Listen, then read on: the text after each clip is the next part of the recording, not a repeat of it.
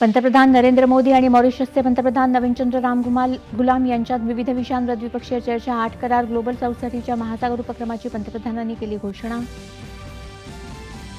मॉरिशसच्या राष्ट्रीय दिन सोहळ्यात तिथला सर्वोच्च नागरी पुरस्कार पंतप्रधानांना प्रदान. अटल बिहारी वाजपेयी प्रशासकीय संस्थेचे दोन्ही नेत्यांच्या हस्ते उद्घाटन.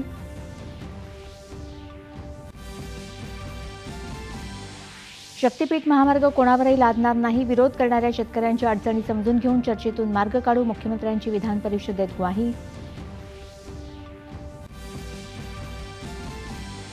पीओपी गणेश मूर्तींबाबत अधिक स्पष्टता येण्यासाठी तज्ज्ञ समिती अभ्यास करून अहवाल देईल. तोपर्यंत या मूर्तींना परवानगी देण्याची विनंती न्यायालयाकडे करणार मुख्यमंत्री.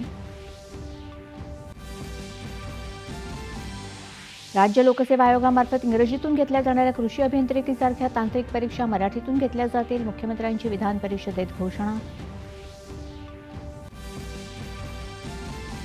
राज्यात कृत्रिम चीज आणि पनीरची विक्री रोखण्यासाठी तातडीनं कार्यवाही केली जाईल. तसेच या संदर्भातले नियमही अधिक कडक करण्याची उपमुख्यमंत्री अजित पवार यांची ग्वाही.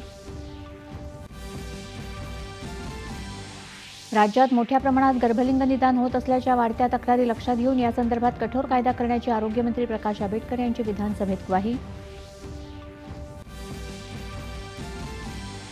पाकिस्तानमध्ये बलूच लिबरेशन आर्मीनं ओलीस ठेवलेल्या 100 रेल्वे प्रवाशांची सुटका. बलूच आर्मीच्या 16 जणांना ठार केल्याचा पाकिस्तानचा दावा. तातडीच्या आणि 30 दिवसांच्या अंतरिम युद्धविरामाच्या प्रस्तावाला युक्रेनची मान्यता.